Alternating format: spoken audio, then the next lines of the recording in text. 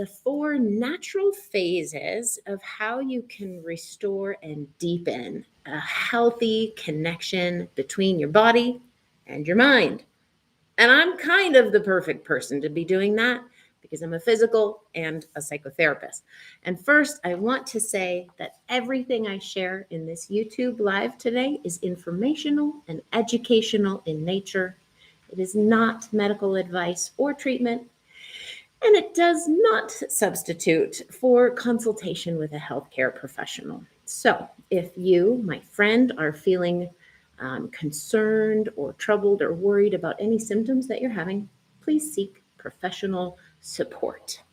That being said, let's begin. All right. I really like interaction and I like dialogue and I like and welcome questions, concerns, even arguments. That's the way we can get to the heart of a matter and really dive underneath this content to make it meaningful for us individually and collectively. So if you have any questions, comments, concerns along the way, please throw them in. I'd love to see them.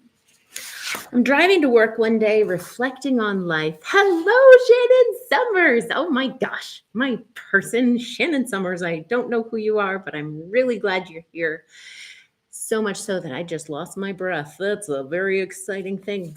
So I'm driving to work one day and I'm reflecting on, life and people. And I'm an Enneagram 4, for those of you that means anything. I'm a very deep thinker. I'm like the psychological deep sea diver of the soul. And it's pretty cool because as a physical therapist, it filters through, how does this all relate and connect to the body? And so, oh yes, it is exciting. And Shannon, I'm really glad you're here. It's nice to have a human to interact with because I can sit here and talk on myself, but I'm just glad to know you're on the other end of this and the other 8, 9 people who are here. It's awesome. So this document totally poured through me one day. I was thinking about, hello, Chris Spencer. It's great to see you too. Your name, Diana. Oh my gosh, I'm excited to see you too. Hi, Diana. Okay, so driving to work, philosophically thinking about suffering, because so many people are and so many people do. And I have over 20 years of witnessing people firsthand suffering with problems and pain in their body.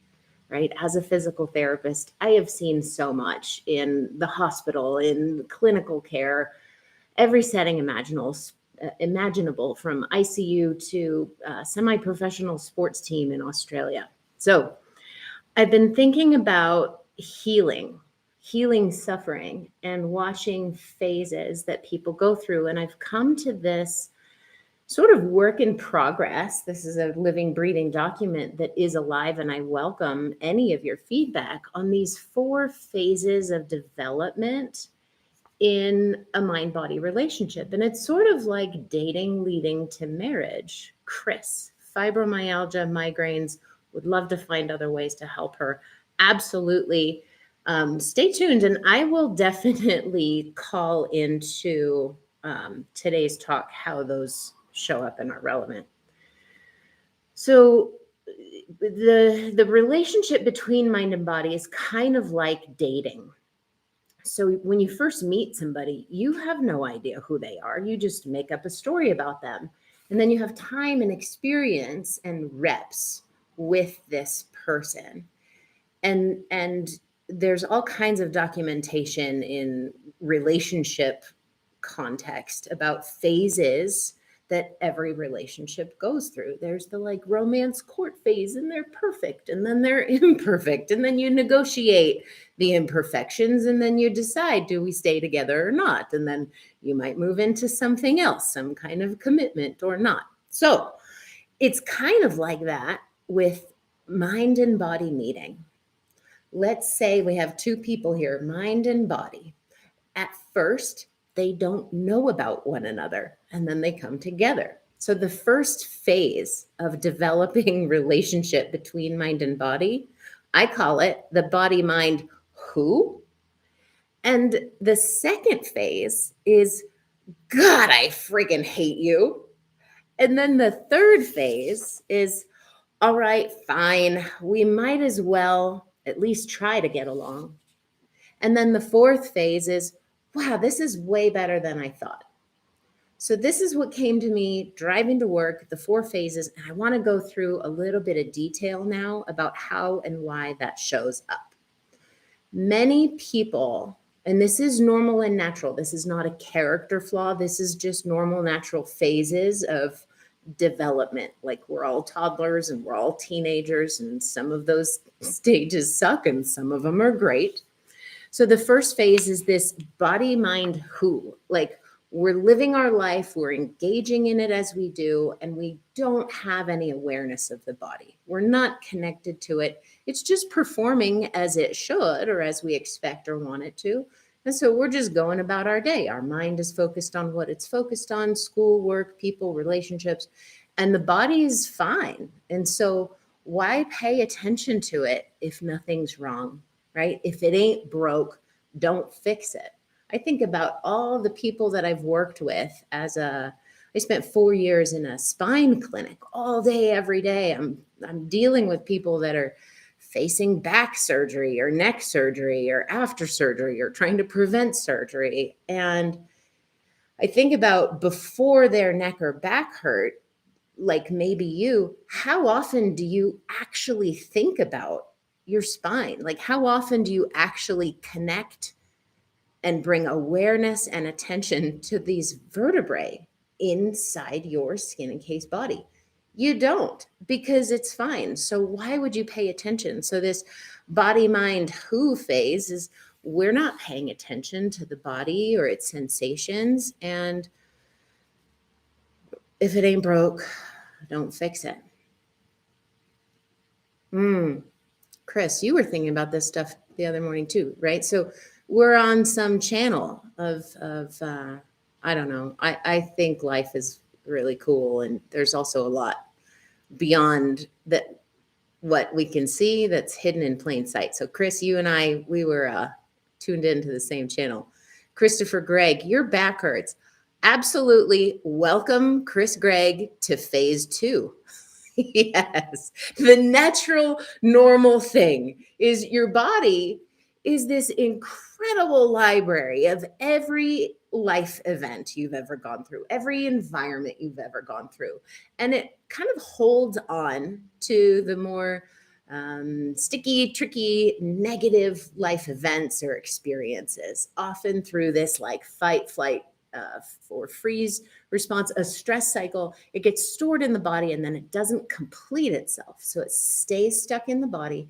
And then the body, it's got to get your attention somehow. So it starts hurting. Something starts going wrong. Chris, yes, you sit too much at a computer.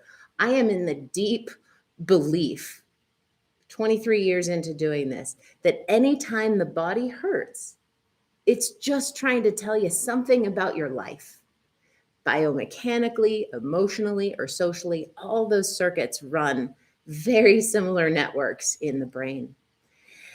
And so this second phase that I see people go into is the body is trying to get your attention, or the mind is trying to get your attention. Either way, you start getting anxiety or depression or back pain, neck pain, adrenal fatigue, autoimmune. Chris, your friend with the fibromyalgia and migraines, like, wow, your body is desperately trying to get your attention to tell you something really important about your life. And the freaking bummer about that is that it does not know how to text. It cannot send an email. Your body communicates in these very ancient, wise plus primitive ways to try and get your attention. Mark 1, Mach 2, way to go. First time here, me too. Welcome. This is freaking exciting. Hello, good people. So we're in this quagmire of we don't know how to speak body, right? And even if it's a mental health problem like anxiety or depression or something else, something in your human system is trying to get your attention and it cannot speak. in the same language that you cognitively consciously comprehend. And so it naturally pitches you into this state of frustration. Ugh. On a good day, it's a God, I freaking hate you. The amount of times I've heard people tell me they want to cut off their knee because it hurts. And that makes sense. You can't live your life the way you want to live. Something's going wrong and you want to fucking get rid of it, right? It's such a frustrating challenge. So this second phase of God, I freaking hate you is the worst and hardest and most challenging to get out of and move through because something's going wrong and you don't know how to listen. You don't know how to understand. You don't know how to make sense of it. You don't know how to respond. And none of it's your fault because nobody gave you the handbook of how to speak and listen to your human system or your body. Fight or flight, Mark 1, Mach 2. Yes, it is the worst. And it is this perpetual state of lockup between brain and body, body and brain. It's a two-way street. And one's mad and the other's mad. So now think back to dating, right? Two humans in relationship. This one's pissed off about something and frustrating and acting out in the way that they do. This one's pissed off and frustrated and acting out in the way that they do. Are they gonna get along? Negative. Do they sometimes need to change what they're doing or bring in a third party mediator, therapist, friend, spiritual director, whatever it is? Yes. Because when we're locked up, we can't access the circuits of connection, understanding, empathy, most importantly, curiosity. And so I think the golden ticket to the way out of the God, I freaking hate you phase is curiosity. And I will absolutely validate how incredibly challenging this is. If your knee can't hurt or you have fibromyalgia, you're just so mad. And that's very natural, normal, and understandable. And all you want to do is make it better because it hurts. It hurts to not be able to participate in your life. Angry Peach, tips for a deviated septum. I got surgery for it, but didn't help. Oh my God, Angry Peach. I'd be angry too. I come from Western medicine. I'm trained in Western medicine. I'm very open to Eastern, and I think we need a combination of the two. And it literally physically hurts me in this moment to think about the amount of people that I've seen that have surgery and it didn't fix the problem. And I think that's largely because we get locked up in this incomplete stress response cycle, right? The fight, flight, freeze. God, I friggin' hate you. How the heck, hell, whatever you want to say, am I going to get out of this place? I think curiosity is the best and sometimes only option besides a third party, right? Like a therapist between your mind and body, a physical therapist, a psychotherapist, a friend who knows and relates. Tony, thank you so much. Yeah, RA for 12 years. It is absolutely a mind body issue. None of it is in your head made up. All of it is produced and perpetuated by the nervous system through zero fault of your own. We're 100 billion neurons with 100 trillion connections in this human system. It's a complicated, many piece puzzle. Like imagine trying to put together 100 billion piece puzzle. And, this body mind quagmire in phase 2 of God, I freaking hate you. It's like a ball of yarn that's gotten locked up in the most torturous of ways. And how do we unlock that ball of yarn? Well, curiosity, patience, and one thread at a time, right? We got to slow down sometimes, which is the opposite of what we want to do because we just want to get out of it. Slow down, get curious. I wonder what, I wonder why, I wonder who, right? And just even hearing my voice right now, you can hear it kind of soften and expand a little bit, and my breath pattern changes. And then as my breath pattern changes, oh wow, I'm facilitating a completion of a stress response cycle. I'm enabling at least an opportunity for fight, flight, freeze to have a little bit less of a grip on me. And when I tune into a deeper reset breath, like you saw a moment ago, it enables connection back into those ventral vagal circuits, the circuits in our autonomic nervous system that are designed to heal. We come built in, hardwired, factory installed with the ability to heal. The challenge is if our environment, inner and outer, and the experience that we are having isn't connected to the circuits of healing, we can't heal. And then we say, oh, this is going to be forever. Maybe if you don't find the circuits of healing that live within you, and this is much easier said than done. I validate that 100%. So the way out of the second phase, God, I freaking hate you, and into the third phase, all right, fine. We might as well at least try to get along, begins curiosity, learning, getting an education, informing yourself, expanding your skill set on how to start to respond differently to what's going on. All right, fine. We might as well at least try to get along. Chris, oh, what a great question. When did you first notice that you could communicate mind to body and make you feel better? And I might cry. Chris, it was a profound moment for me. I was actually recovering from a pretty serious breakup. And I had moved out of my ex-boyfriend's house and I'm staying on a couch in my friend's house because I had no other place to live. And I'm reading this book actually on the Enneagram. And at the time, I was learning about an Enneagram type 3, which is a very achieving, driven type of person, which I am in many ways. And the suggestion was to start paying attention to your feelings. And I was like, oh, fuck my feelings. I don't have time for that bullshit. And I just wasn't really interested. And yet there was part of me that was like, but if you want to get better at life, if you want to achieve, you got to pay attention to your feelings according to this book. So one day I'm sitting on this couch and I just sort of brought my attention and awareness to the space right behind my hands here. And it was like this profound, weird, like, whoa.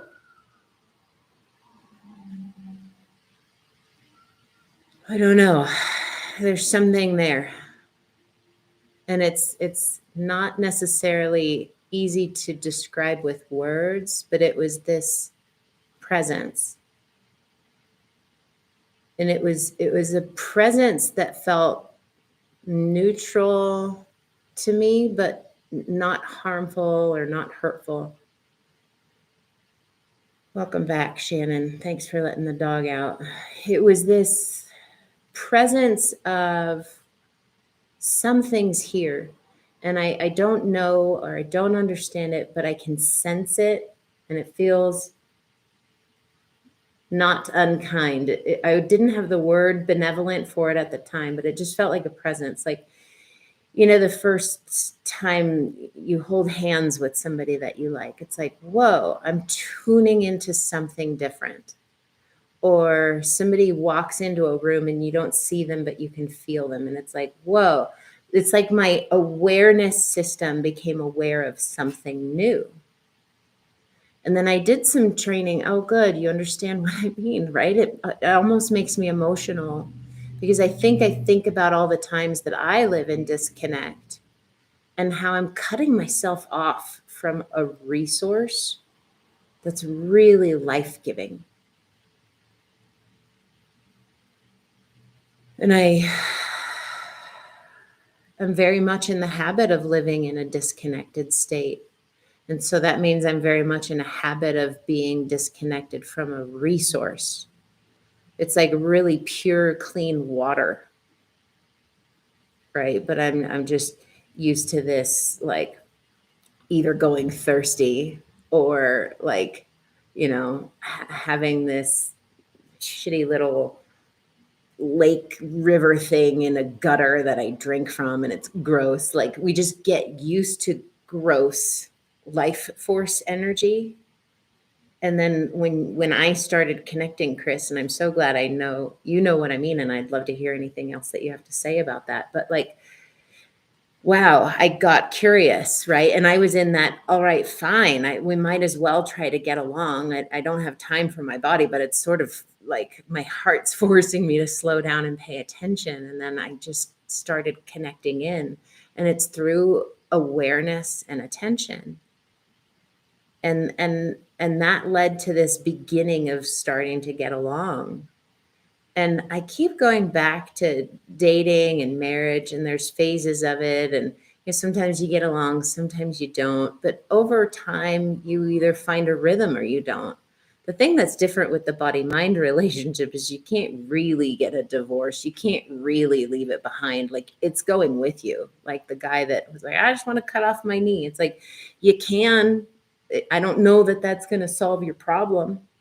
It's going to be a little harder to walk to the bathroom.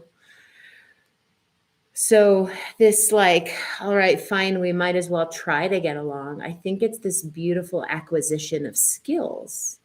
Like, how do you tune into the possibility that there is an underlying positive intention for the symptoms that you're having, physical or mental? How do you tune in to harnessing your attention and awareness and directing it towards a more neutral or positive bias, because our attention's so wired to look for what's wrong, and then we fixate on it and hold it, and it gets wired in. And we got to learn how to soften and loosen that grip a little bit. I do have blue eyes. Thank you.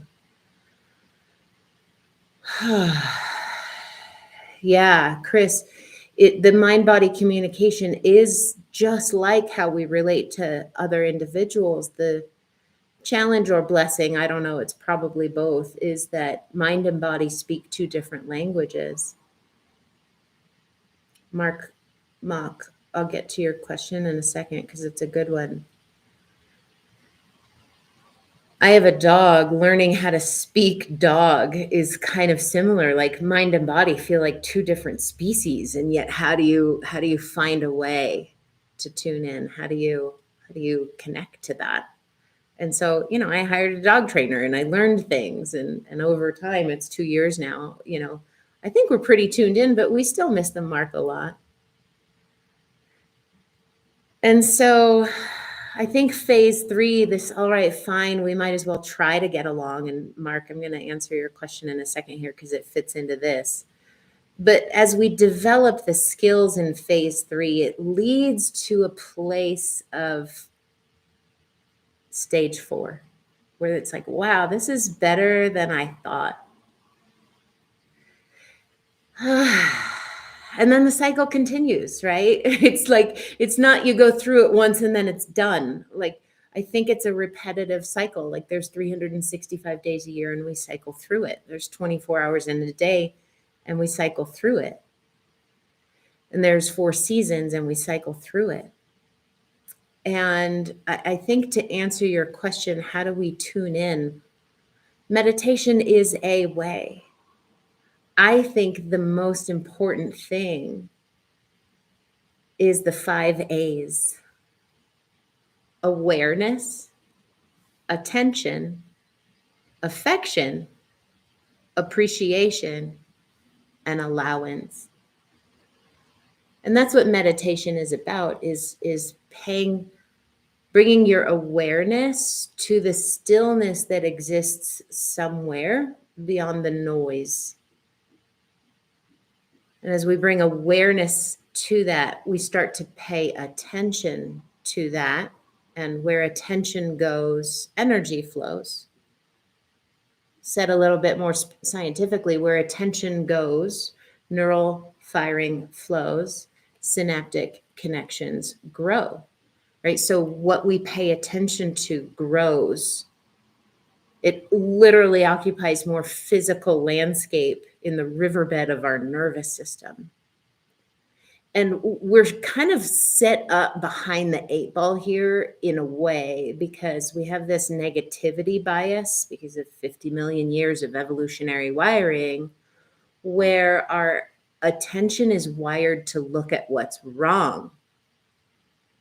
My attention system is historically from caveman days going to pay attention to the rustling bush out in the savannah and assume that it's a lion and not a cute bunny rabbit. Because if I assume it's a lion, I'm going to get the heck out of Dodge and save my life. And if I'm wrong, I'm alive.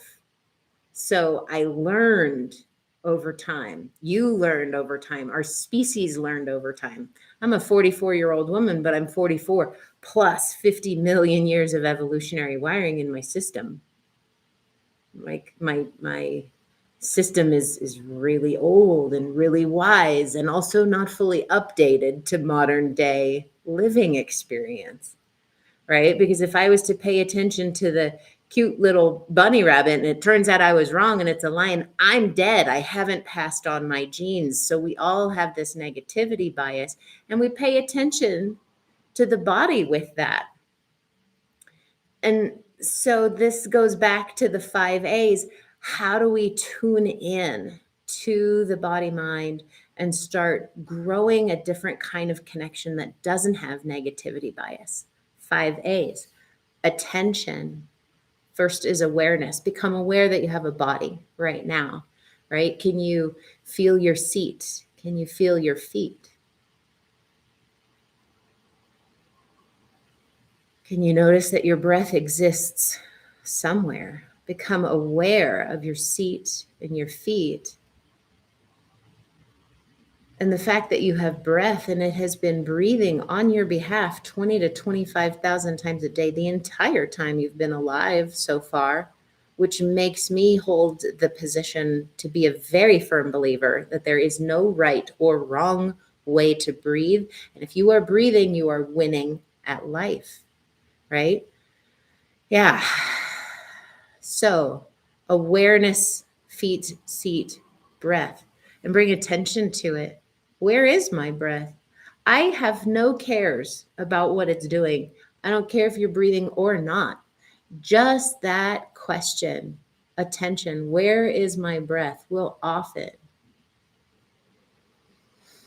evoke a really lovely breath.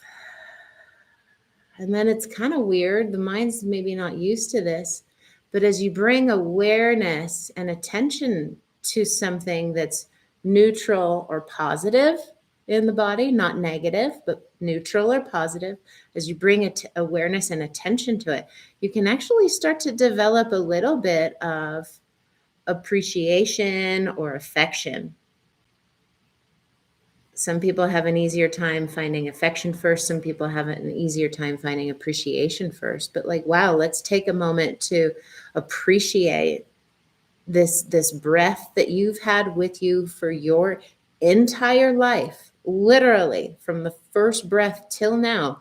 That life force has been with you 20 to 25,000 times a day. I cannot think of a better friend. I cannot think of anybody who has been more devoted and more committed to me in my entire life than my own breath, the inspiration, the exhalation, 20 to 25,000 times a day. Okay. Attention, awareness, allowance. We'll get there. Chris, I want to read your comment. Sometimes I think when we have a difficult experience, our subconscious splits into parts. Amen. Yes, 100%. I can say a lot about that and do another live on that.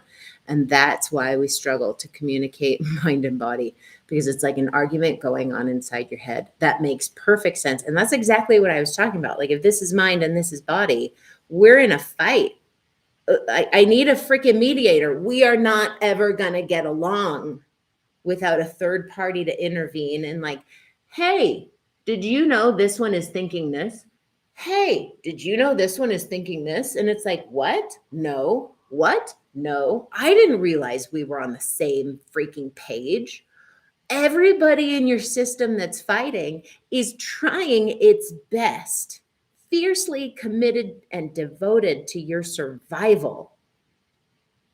And yet they just have very different ways about making that happen, right? Like when I do something scary, whoa, my adrenaline system kicks in. And I need this adrenaline to overcome resistance and have courage to do this hard thing. But my gut inside is like, oh, hell fucking no, diarrhea. Like, it's like, okay, what? Yeah, right. So it's like two horses drawing a carriage and they're going totally opposite directions. So it's really complex when there's a body mind fight going on. Totally, Chris. You feel what I'm saying. Oh, Angry Peach. I love that comment. I'm going to get to that in a second.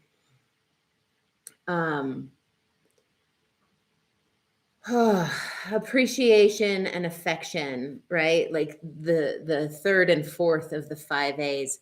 That takes a minute to build up trust and safety.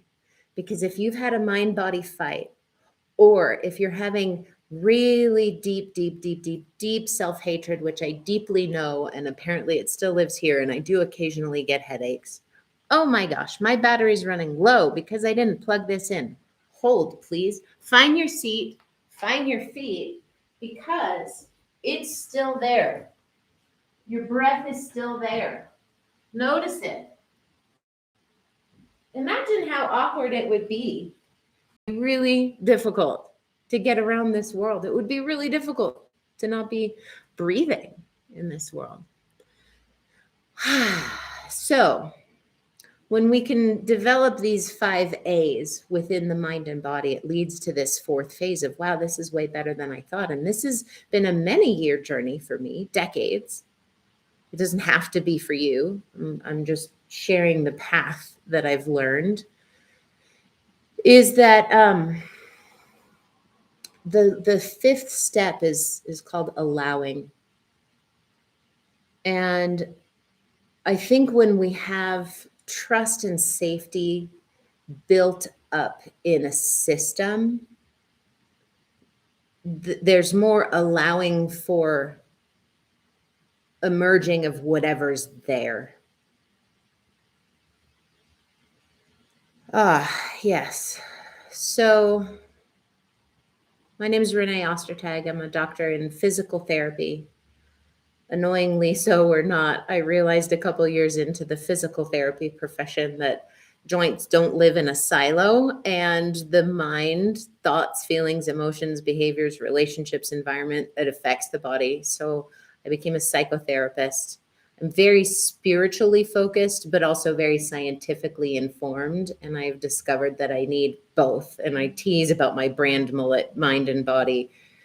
No, my brand mullet is science and spirit, science in the front, spirit in the back. I need them both to make it work. So I'm 23 years into working with people and helping them ultimately become better regulators at their nervous system, which is why I call myself a nervous system ninja and love to help you become the same. So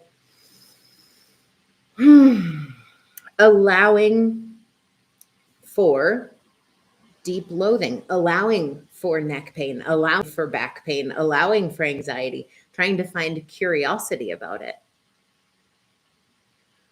And then where attention goes, energy flows. Very simply stated, if you're stuck in a loop of pain and suffering, which many of us are, it becomes like this river rafting experience. And depending on how skilled you are in river rafting, you're either going to have a blast or you're going to be miserable and have a torturous time that could lead to very bad things.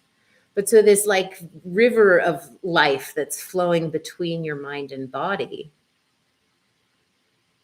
If you're stuck in a vortex or feedback loop of threat, fear, pain, self-loathing, all of that is rooted in circuits of threat.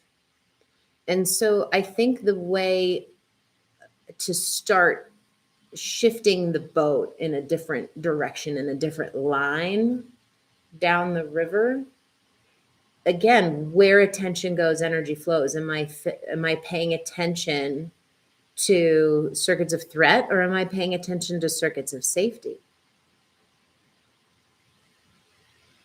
And sometimes, if you want to get out of self loathing or suffering and pain, you have to force yourself. You have to paddle really hard to get out of the rut or the groove that you're in, to really focus on something that is more oriented towards safety, something that has pleasure, something that is neutral or positive, like this tree behind me. It's really pretty. And sometimes I just let my attention gaze and wander on that tree. And it takes 12 seconds to wire in a new neural network into your long term memory. And so, back to the meditation question, Chris, like, does meditation help? Yes, and what I also find, for me anyway, even more helpful, and I've been a meditator, I don't know, 13, 14 years. I find the meditation off the mat to be more helpful. Learning how to train the skills and development of harnessing my attention off the mat and into life, right? My attention wants to go to what's wrong and bad. Can I force it for 12 seconds to find a connection to my breath somewhere in my chest? And maybe the body's like, well, fuck you. I don't want to have anything to do with you. Find something outside of you and focus your attention there for 12 seconds, something neutral, right? I'm looking at the way the light is shining on the wall and the shadows. And I'm going to encourage you to do that just now.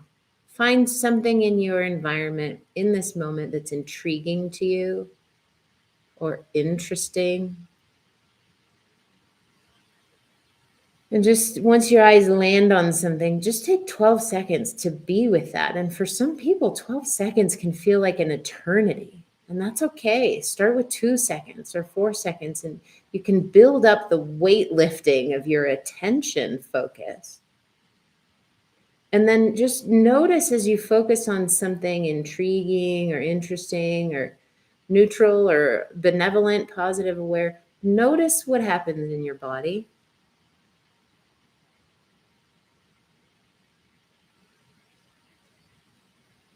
It's like tapping into the plane that lives beyond what we normally pay attention to. And it's just like that first time I tuned into my body and I felt my chest, it was very surprising to me because it was peaceful and benevolent.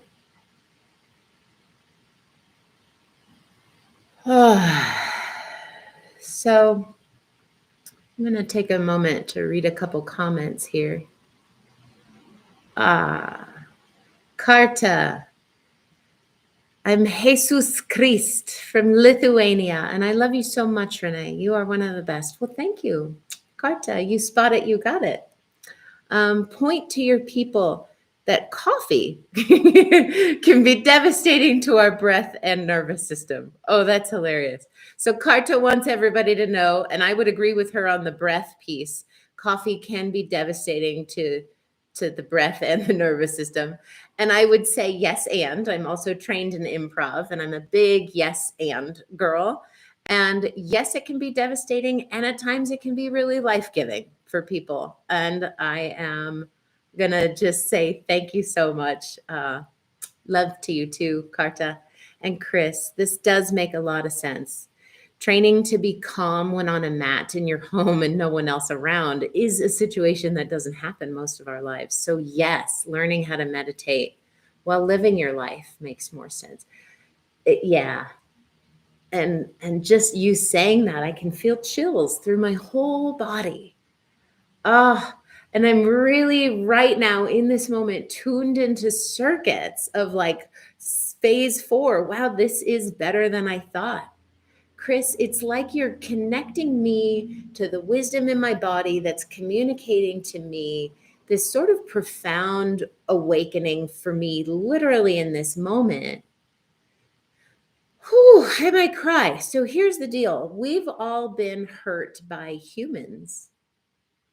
Oh, you got goosebumps too? Oh my God, we're totally tuned in. There is something beyond the eye. right? And we know it, right? Like dark matter, dark energy, it occupies 96% of the universe. Only 4% of the universe is light matter, that which we can see. So, duh, obviously, there's something else here. And yet, my like small self left brain that loves control, and I'm not making it wrong, it just needs evidence, data, and proof. And it lives in that 4%, and it thinks that 4% is 100. And so that first day that I tuned into my heart, it was like, whoa, there's something else here besides the 4%. Good God, that's scary. Go back in your cave, right? The allegory of the cave. Whew. Okay. But over the years, I feel like I've sort of learned more how to tune into the 4% and that which is beyond with a spirit of curiosity as opposed to making it wrong. So, back to the whole point about what I'm learning from Chris in this moment right now is that my like negativity, bias, driven, fierce, fight, flight, freeze, contracted muscle body, like, it fucking hates people. It thinks they're all miserable and they all suck. And there is certainly plenty of evidence for that in the world. And here's where I suffer is when I occupy that system and only that system, and I create a narrative around that system that all people are bad, selfish assholes. They want things from you. They will take from you and bleed you until you're dry. Like if I'm walking around, and I am speaking very strongly from personal experience, if I walk around with that as my narrative about all humans, I'm the one suffering. Okay. And while there's truth in that narrative, my goosebumps that were elicited through this crazy conversation with Chris, yeah, I have met them too. And, right, that's maybe a 4% view that's very negatively biased. Chris, like, even though we're not in the same room right now, these goosebumps, somehow that my autonomic nervous system was connected to and yours too, it's like telling me, hey, there's another narrative besides all people are assholes. You know, like, what if all people are suffering and struggling and doing the best they can? And there might actually indeed be some nugget of truth to the idea that there is benevolence in humans. And maybe I don't need to be on defense against them all the time, right? Because the war in my own body mind relationship leads to war between people. And so tapping into this idea of curiosity, 5 A's, and benevolence in your own relationship between body and mind can enhance and improve also relationships between people. Right. And now, Chris, it's going to be nice because I've planted a new seed and I focused on it for 12 seconds. And I've wired in this new possibility that I can relax a little bit more around people. Imagine what that might do for social anxiety or agoraphobia. Yeah, exactly. People are horrible because of fear, not because they're horrible, right? Like fear wires into our nervous system and creates this self-fulfilling prophecy and this reality that we believe is 100% true. And my neuro instructor in PT school talked about the FARV continuum. Fear leads to anger, leads to rage, leads to violence within ourselves and amongst one another. So tune into love, I guess, as cheesy as that is. How do you change this? And it all starts with your awareness and attention, 12 seconds at a time. Focus on something that is, neutral, safe, positive, or rooted in love. It's totally cheesy and absolutely true. Angry Peach, how do you deal with your emotions, especially extreme ones? Do you have a certain technique? Yes and yes. My basic / bad strategy is suppression. And when I try to feel them, I just feel overwhelmed. Oh my God, I totally can relate. And even that in and of itself, what you just saw was me dealing with an emotion because I have struggled for years with really intense fury and rage. And that's all rooted in trauma, my own childhood trauma, that I don't really want to get into here and now. Long story short, my mom died very unexpectedly, suddenly, quickly. We were all there. It was very traumatic. I was 11. She was 47. She had a brain aneurysm. And then for years after that, I had a lot of, you know, neglect and the family. Yeah. So, um, that led to a lot of incomplete stress response cycles in my mind and body. And my way to protect myself from the freeze and the overwhelming emotions would be to tap into rage.